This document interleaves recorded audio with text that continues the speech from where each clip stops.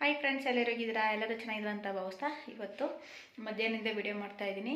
ಇವತ್ತು ಗೋಧಿ ಹಿಟ್ಟಿನಿಂದ ಪೇಡ ಮಾಡೋಣ ಅಂತ ರೆಡಿ ಮಾಡ್ತಿದ್ದೀನಿ. ಬನ್ನಿ ಹೇಗೆ ಮಾಡೋಂತ ನೋಡೋಣ. ತುಂಬಾ ಹೆಲ್ತಿಯಾಗಿರುತ್ತೆ ಮತ್ತು ಬಾಯ್ಲಿಟ್ರೆ ಹಾಗೆ ಕರ್ಗೋಗುತ್ತೆ, ಅಷ್ಟು ಚೆನ್ನಾಗಿರುತ್ತೆ ಫ್ರೆಂಡ್ಸ್. ಮಾತ್ರ ಬನ್ನಿ ಹೇಗೆ ಮಾಡೋಂತ ನೋಡೋಣ. ಕಡಿಮೆ ಸಾಮಗ್ರಿಗಳಲ್ಲಿ ಮಾಡ್ಕೋಬೋದು. ಮೊದಲಿಗೆ ಒಂದು ಸ್ಟವ್ ಮೇಲೆ ಒಂದು ಕಡಾಯಿ ಇಟ್ಟು ಅದಕ್ಕೆ 1 ಕಪ್ಪು ಗೋಧಿ ಹಿಟ್ಟನ್ನ ನಾನು ಹಾಕ್ತಾಯಿದ್ದೀನಿ.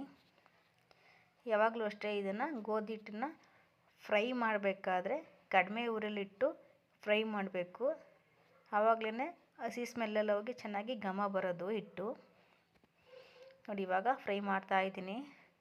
ಇಲ್ಲಾಂದರೆ ಇದು ಒಂದು 5ರಿಂದ 10 ನಿಮಿಷ ಚೆನ್ನಾಗಿ ಫ್ರೈ ಮಾಡ್ತಾ ಇರೋಣ. ಕಲರ್ ಚೇಂಜ್ ಆಗಬೇಕು, ಅಲ್ಲಿ ತನಕ ಫ್ರೈ ಮಾಡಬೇಕು.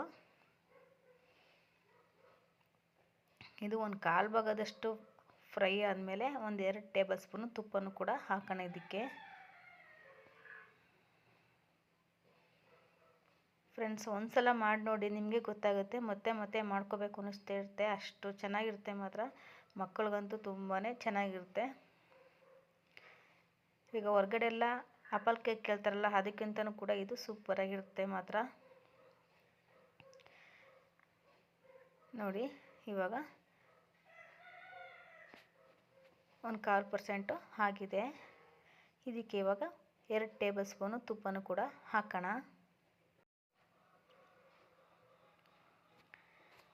ನೋಡಿ, ತುಪ್ಪ ಹಾಕಿದ್ಮೇಲೂ ಕೂಡ ಇವಾಗ ಇದನ್ನು ಮೀಡಿಯಮ್ ಉರಿಯಲ್ಲಿ ಇಟ್ಕೊಂಡು ಫ್ರೈ ಮಾಡ್ತಾ ಇರೋಣ. ಏಕೆಂದರೆ ತುಪ್ಪ ಹಾಕೋದ್ರಿಂದ ಗೋಧಿ ಹಿಟ್ಟು ತಳ ಹಿಡಿಯೋಲ್ಲ. ಹಾಗಾಗಿ ಇದನ್ನು ಇವಾಗ ಮೀಡಿಯಮ್ ಉರಿಯಲ್ಲಿ ಇಟ್ಕೊಂಡು ನಾನು ಫ್ರೈ ಮಾಡ್ತಾಯಿದ್ದೀನಿ. ಇದಕ್ಕೆ ಇವಾಗ ಮತ್ತೆ 2 ಟೇಬಲ್ ಸ್ಪೂನು ಅಡುಗೆ ಎಣ್ಣೆ ಹಾಕ್ತಾಯಿದ್ದೀನಿ. ನೋಡಿ, ಮತ್ತೆ ಇವಾಗ ಫ್ರೈ ಮಾಡ್ತಾ ಇದ್ದೀನಿ. ಎಷ್ಟು ಚೆನ್ನಾಗಿ ನಾವು ಫ್ರೈ ಮಾಡ್ತೀವಿ ಅಷ್ಟು ಚೆನ್ನಾಗಿ ಗೋಧಿ ಪೇಡ ಚೆನ್ನಾಗಿ ಬರುತ್ತೆ. ನೋಡಿ, ಇಷ್ಟು ಚೆನ್ನಾಗಿ ಫ್ರೈ ಮಾಡಬೇಕು, ಕಲರ್ ಚೇಂಜ್ ಆಗಬೇಕು, ಅಲ್ಲಿ ತನಕ ಫ್ರೈ ಮಾಡ್ತಾ ಇರೋಣ ಮೀಡಿಯಮ್ ಉರಿಯಲ್ಲಿ. ಇವಾಗ ಯಾವಾಗಲೂ ಅಷ್ಟೇ, ಈ ಸ್ವೀಟ್ ಮಾಡಬೇಕಾದ್ರೆ ದಪ್ಪ ತಳ ಇರೋಂಥ ಪಾತ್ರೆನೇ ತೊಗೋಬೇಕು, ಇಲ್ಲಾಂದರೆ ಬೇಗನೆ ಸೀಯುತ್ತೆ. ಹಾಗಾಗಿ ನಾನು ಹೇಳ್ತಾ ಇರೋದು. ಇವಾಗ ಇದು ರೆಡಿಯಾಗಿದೆ. ಇವಾಗ ಇದನ್ನು ಒಂದು ಸೈಡ್ಗೆ ಎತ್ತಿಟ್ಕೊಬೋಣ. ಕಂಪ್ಲೀಟಾಗಿದ್ದು ತಣ್ಣಗಾಗಬೇಕು. ಅದೇ ಪಾತ್ರೆಯಲ್ಲಿ ಯಾವುದೇ ಕಾರಣಕ್ಕೂ ಇಡಬಾರ್ದು, ಒಂದು ಬೇರೆ ಪಾತ್ರೆಗೆ ಆಗಿಟ್ಕೋಬೇಕು. ಇಲ್ಲಾಂದರೆ ಕಡಾಯಿ ಇದು ಸ್ವಲ್ಪ ಬಿಸಿ ಇರುತ್ತೆ, ಹಾಗಾಗಿ ತಳ ಇಡೋ ಚಾನ್ಸಸ್ ಇರುತ್ತೆ. ಅದಕ್ಕೆ ನಾನು ಬೇರೆ ಒಂದು ತಟ್ಟೆಗೆ ಹಾಕಿ ಇಟ್ಕೋತಾ ಇದ್ದೀನಿ. ನೋಡಿ, ಇವಾಗ ಅದೇ ಕಡೆಯನ್ನು ಸ್ವಲ್ಪ ವಾಶ್ ಮಾಡಿ ಇವಾಗ 1 ಕಪ್ಪಷ್ಟು ನಾನು ಸಕ್ಕರೆ ತಗೊಂಡಿದ್ದೀನಿ. ಸಕ್ಕರೆಗೆ ಇವಾಗ 1/4 ಕಪ್ಪು ನೀರನ್ನು ಕೂಡ ಹಾಕಿ ಇವಾಗ ಚೆನ್ನಾಗಿ ಕರಗಿಸ್ಕೊಳ್ಳೋಣ.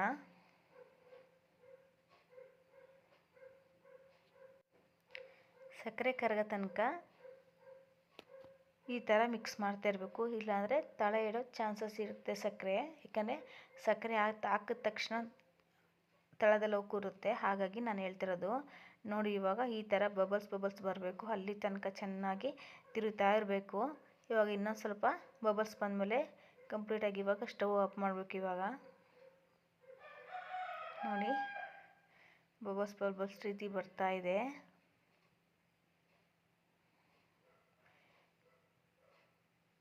ಇವಾಗ ಇದನ್ನು ಸ್ಟವ್ನ ಆಫ್ ಮಾಡಿಬಿಡೋಣ. ಆಫ್ ಮಾಡಿ ಮತ್ತೆ ಬಾಡಿಸೋದನ್ನು ನಿಲ್ಲಿಸ್ಬಾರ್ದು, ಮಿಕ್ಸ್ ಮಾಡ್ತಾ ಇರಬೇಕು.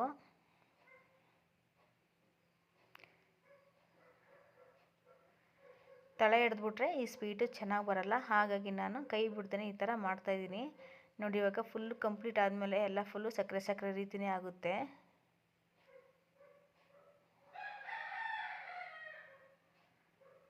ಸ್ವಲ್ಪ ಬಿಸಿ ಇದೆ ತುಂಬಾ, ಅದಕ್ಕೆ ಹಾಗಾಗಿ ಈ ಥರ ಬಂದಿದೆ.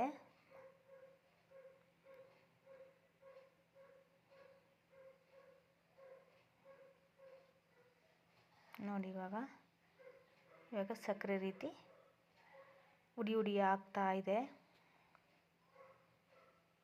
ಇಲ್ಲಾಂದರೆ ಇದನ್ನು ಒಂದು ಅರ್ಧ ಗಂಟೆ ಒಳಗಡೆ ಈ ಸ್ವೀಟ್ ಮಾಡ್ಕೋಬೋದು ಫ್ರೆಂಡ್ಸ್. ಮಾತ್ರ ತುಂಬಾ ಚೆನ್ನಾಗಿರುತ್ತೆ. ಇದನ್ನು ಎಷ್ಟು ದಿನ ಬೇಕಾದ್ರೂ ಇಟ್ಕೊ ತಿನ್ಬೋದು, ಅಷ್ಟು ಚೆನ್ನಾಗಿರುತ್ತೆ ಫ್ರೆಂಡ್ಸ್. ಮಾತ್ರ ಯಾರು ಸ್ವೀಟ್ ಇಷ್ಟಪಡ್ತಾರೆ ಅಂಥವ್ರು ತುಂಬಾ ಇಷ್ಟಪಟ್ಟು ತಿಂತಾರೆ ಇದನ್ನಂತೂ. ಇವಾಗ ತಣ್ಣಗಾಗಿತ್ತು ಸಕ್ಕರೆ, ಅದೆಲ್ಲ ಕಂಪ್ಲೀಟಾಗಿ ತಣ್ಣಗಾದ್ಮೇಲೆ ಒಂದು ಮಿಕ್ಸರ್ ಜಾರ್ಗೆ ಹಾಕಿ ಇವಾಗ ಒಂದು ಅರ್ಧ ಟೇಬಲ್ ಸ್ಪೂನಷ್ಟು ನಾನು ಏಲಕ್ಕಿನೂ ಸಕ್ಕರೆ ಜೊತೆ ಹಾಕಿ ನುಣ್ಣಗೆ ಪೌಡ್ರ್ ಮಾಡ್ಕೊಂಡಿದ್ದೀನಿ. ಇವಾಗ ರೆಡಿ ಮಾಡಿ ಇಟ್ಕೊಂಡಿರುವಂಥ ಹಿಟ್ಟಿಗೆ ನಾನು ಇವಾಗ ಒಂದು 4 ಟೇಬಲ್ ಸ್ಪೂನ್ ನಾನು ಹಾಲಿನ ಪೌಡ್ರನ್ನ ಹಾಕ್ತಾಯಿದ್ದೀನಿ. ಹಾಲಿನ ಪೌಡ್ರ್ ಹಾಕಿದ್ಮೇಲೆ ಇವಾಗ ಸಕ್ಕರೆ ಪುಡಿನೂ ಕೂಡ ಒಂದು 3/4 ಭಾಗದಷ್ಟು ಹಾಕ್ತಾಯಿದ್ದೀನಿ. ಸ್ವಲ್ಪ ಎತ್ತಿಟ್ಕೋಬೇಕು. ಇವಾಗ ಇದಕ್ಕೆ ಕೈಯಿಂದ ನೀಟಾಗಿ ಎಲ್ಲ ಕಡೆ ನೀಟಾಗಿ ಮಿಕ್ಸ್ ಮಾಡೋಣ. ಗೋಧಿ ಹಿಟ್ಟು ಮತ್ತು ಸಕ್ಕರೆ ಮತ್ತು ಹಾಲಿನ ಪೌಡ್ರ್ ಎಲ್ಲ ನೀಟಾಗಿ ಮಿಕ್ಸ್ ಆಗಬೇಕು.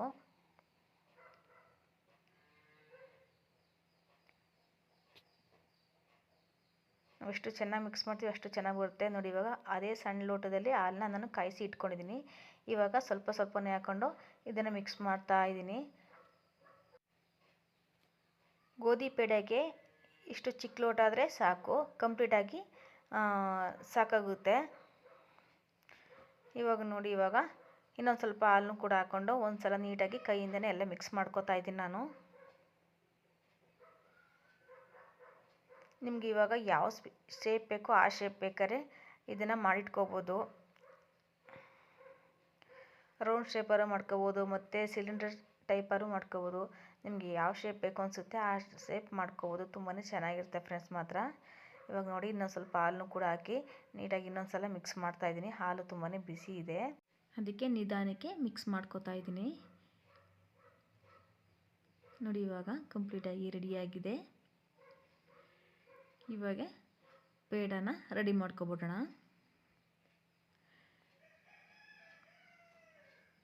ನೋಡಿ ಇವಾಗ ರೆಡಿಯಾಗಿದೆ. ಕೈಗೆ ಸ್ವಲ್ಪನೂ ಕೂಡ ಅಂಟ್ತಾ ಇಲ್ಲ, ಅಷ್ಟು ಚೆನ್ನಾಗಿ ಬರ್ತಾಯಿದೆ.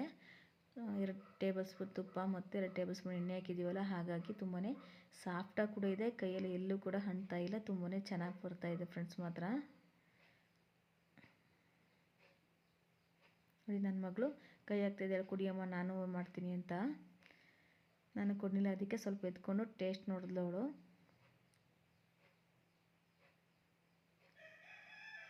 ನೋಡಿ ಇವಾಗ ನಾನು ರೌಂಡ್ ಶೇಪ್ ಮಾಡಿ ಇಟ್ಕೊಳ್ತಾ ಇದ್ದೀನಿ ಎಲ್ಲನೂ. ಇವಾಗ ಸ್ವಲ್ಪ ಹಾಗೆಯೇ ಸಿಲಿಂಡರ್ ಟೈಪನ್ನು ಮಾಡಿಕೊಂಡೆ. ಇವಾಗ ಇನ್ನೊಂದು ಸ್ವಲ್ಪ ಉಳಿಸಿರುವಂಥ ಸಕ್ಕರೆ ಪುಡಿನ ಇವಾಗ ಇದಕ್ಕೆ ಸ್ವಲ್ಪ ಅಪ್ಲೈ ಮಾಡ್ಕೊತಾ ಇದ್ದೀನಿ. ಸ್ವಲ್ಪ ತುಂಬ ಜಾಸ್ತಿ ಹಾಕ್ಬಿಡ್ತು, ಸ್ವಲ್ಪ ಅಷ್ಟೇ. ನೋಡಿ ಇವಾಗ ಎಲ್ಲದಕ್ಕೂ ಹೀಗೇ ಮಾಡ್ಕೊತಾ ಇದ್ದೀನಿ. ನೋಡ್ತಾ ಇದ್ರೆ ಹಾಗೆಯೇ ಬಾಯಲ್ಲಿ ನೀರು ಬರ್ತಾ ಇರುತ್ತೆ. ತುಂಬಾ ಚೆನ್ನಾಗಿರುತ್ತೆ ಫ್ರೆಂಡ್ಸ್ ಮಾತ್ರ.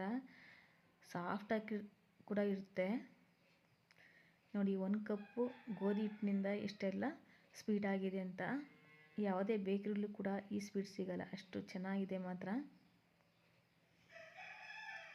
ಇದಕ್ಕೆ ನೀವು ಯಾವುದೇ ಡ್ರೈ ಫ್ರೂಟ್ಸ್ ಬೇಕಾದ್ರೂ ಹಾಕ್ಕೊಂಡು ಅಲಂಕಾರ ಮಾಡ್ಕೋಬೋದು. ತುಂಬಾ ಚೆನ್ನಾಗಿರುತ್ತೆ. ಇದಕ್ಕೆ ಮೇನ್ ಗೋಧಿ ಹಿಟ್ಟನ್ನ ಚೆನ್ನಾಗಿ ಫ್ರೈ ಮಾಡಬೇಕು. ಆವಾಗಲೇ ಕೂಡ ಪೇಡ ಚೆನ್ನಾಗಿ ಬರೋದು, ಇಲ್ಲಾಂದರೆ ಹಸಿ ಹಸಿ ಸ್ಮೆಲ್ ಬಂದ್ಬಿಡುತ್ತೆ. ಕಲರ್ ಚೇಂಜ್ ಆಗಬೇಕು, ಅಲ್ಲಿ ತನಕ ಚೆನ್ನಾಗಿ ಮೀಡಿಯಮ್ ಉರಿಯಲ್ಲೇ ಫ್ರೈ ಮಾಡ್ತಾ ಇರಬೇಕು ಇದನ್ನು ಮಾತ್ರ. ಆವಾಗ ತುಂಬಾ ಚೆನ್ನಾಗಿ ಬರುತ್ತೆ. ಯಾರು ಬೇಕಾದ್ರೂ ಮಾಡ್ಬೋದು. ನೋಡಿ ಇವಾಗ ಕಂಪ್ಲೀಟಾಗಿ ಎಲ್ಲ ರೆಡಿಯಾಗಿದೆ. ನೋಡಿ ಸಿಹಿ ಸಿಹಿಯಾದ ಪೇಡ ರೆಡಿ. 1 ಕಪ್ಪು ಗೋಧಿ ಹಿಟ್ಟಿನಿಂದ ಇಷ್ಟೆಲ್ಲ ಪೇಡಗಳಾಗಿದೆ. ನೋಡಿ ಎಷ್ಟು ಚೆನ್ನಾಗಿ ಬಂದಿದೆ ಅಂತ ಫ್ರೆಂಡ್ಸ್ ಮಾತ್ರ. ದಿಢೀರ್ನೇ ಮಾಡ್ಕೋಬೋದು.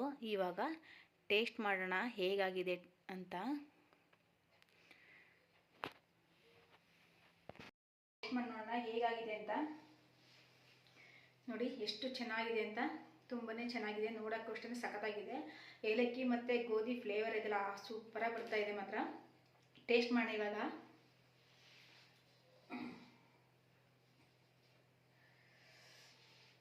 ನೋಡಿ ಇವಾಗ ಎಷ್ಟು ಸಾಫ್ಟ್ ಆಗಿದೆ ಅಂತ. ತುಂಬಾ ಚೆನ್ನಾಗಿದೆ ಫ್ರೆಂಡ್ಸ್ ಮಾತ್ರ. ಟೇಸ್ಟ್ ನೋಡೋಣ. ಹಾಗೇನೆ ಬಾಯಿಗೆ ಇಟ್ಟರೆ ಕರಗೋಗ್ತಾ ಇದೆ. ತುಂಬಾ ಚೆನ್ನಾಗಿದೆ ಫ್ರೆಂಡ್ಸ್ ಮಾತ್ರ. ಗೋಧಿ ಆಗಿದ್ದರಿಂದ ತುಂಬಾ ಹೆಲ್ತಿಯಾಗಿರುತ್ತೆ. ಸ್ವೀಟು ಅಷ್ಟೇ ಹದವಾಗಿ ತುಂಬಾ ಚೆನ್ನಾಗಿದೆ.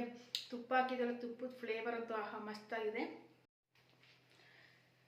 ಯಾವ ಬೇಕ್ರಿಲೂ ಕೂಡ ಸಿಗಲ್ಲ, ಅಷ್ಟು ಚೆನ್ನಾಗಿದೆ ಮಾತ್ರ ಫ್ರೆಂಡ್ಸ್. ಮಾತ್ರ ತುಂಬಾ ಸಾಫ್ಟಾಗಿ ಬಾಯಿಗಿಟ್ರೆ ಹಾಗೆ ಕರ್ಗೋಗ್ತಾಯಿದೆ. ಈ ಥರ ಮಕ್ಕಳು ಯಾವಾಗಲಾದ್ರು ಸ್ವೀಟ್ ಬೇಕಮ್ಮ ಅಂತ ಕೇಳಿದ ತಕ್ಷಣ ಮನೇಲೇ ಇಲ್ಲ ಅಂದರೂ ಒಂದು 20 ನಿಮಿಷದಲ್ಲೇ ಮಾಡ್ಕೋಬೋದು, ಅಷ್ಟು ಚೆನ್ನಾಗಿದೆ ಮಾತ್ರ. ನೋಡಿ ಕಲರು ಅಷ್ಟೇ ಹೇಗಾಗಿದೆ ಅಂತ. ನಾ ಯಾವುದೇ ರೀತಿ ಕಲರ್ ಹಾಕಿಲ್ಲ ಮತ್ತು ಜಾಸ್ತಿ ಸಾಮಗ್ರಿಗಳು ಯೂಸ್ ಮಾಡಿಲ್ಲ, ಕಡಿಮೆ ಸಾಮಗ್ರಿಗಳಲ್ಲಿ ಮಾಡಿರುವಂಥ ಸ್ವೀಟ್ ಇದು. ತುಂಬಾ ಚೆನ್ನಾಗಿದೆ ಮಾತ್ರ. ಇದನ್ನು ಬೆಲ್ಲ ಹಾಕೊಂಡು ಮಾಡ್ಬೋದು, ನಾನು ಇದನ್ನು ಸಕ್ಕರೆ ಹಾಕಿ ಮಾಡಿದ್ದೀನಿ. ತುಂಬಾ ಚೆನ್ನಾಗಿದೆ. ಇವಾಗ ನಮ್ಮ ದೀಕ್ಷನ್ಗೆ ಟೇಸ್ಟ್ ಮಾಡಿಸೋಣ, ನೋಡೋಣ. ಇವತ್ತು ಅವಳಿಗೆ ಯಾರೇ ಡೇಸ್ ಇರೋದ್ರಿಂದ ಮನೆ ಡೇ ಇದ್ದು, ಹಾಗಾಗಿ ಇವತ್ತು ಅವಳಿಗೆ ಕೂಡ ಟೇಸ್ಟ್ ಮಾಡಿಸೋಣ.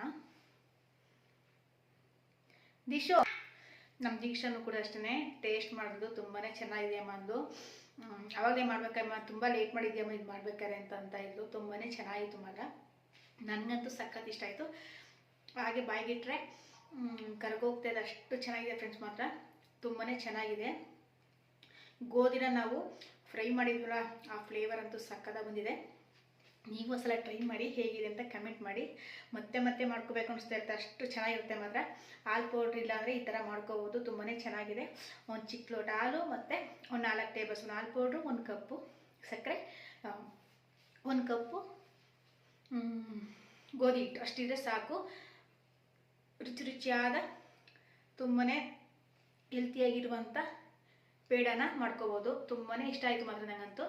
ನೋಡಿ ಮಸ್ತಾಗಿದೆ. ನಮ್ಮ ದೀಕ್ಷಾ ತುಂಬಾ ಚೆನ್ನಾಗಿದೆ ಅಂದು. ಫ್ರೆಂಡ್ಸ್, ಈ ರೆಸಿಪಿ ಇಷ್ಟ ಆದರೆ ಲೈಕ್ ಮಾಡಿ, ಶೇರ್ ಮಾಡಿ, ಕಮೆಂಟ್ ಮಾಡಿ ಮತ್ತು ಸಬ್ಸ್ಕ್ರೈಬ್ ಮಾಡೋದನ್ನ ಮರಿಬೇಡಿ. ಮತ್ತೆ ನಾಳೆ ಇನ್ನೊಂದು ವಿಡಿಯೋ ಜೊತೆ ಸಿಗೋಣ. ಅಲ್ಲಿ ತನಕ ಟೇಕ್ ಕೇರ್, ಬಾಯ್.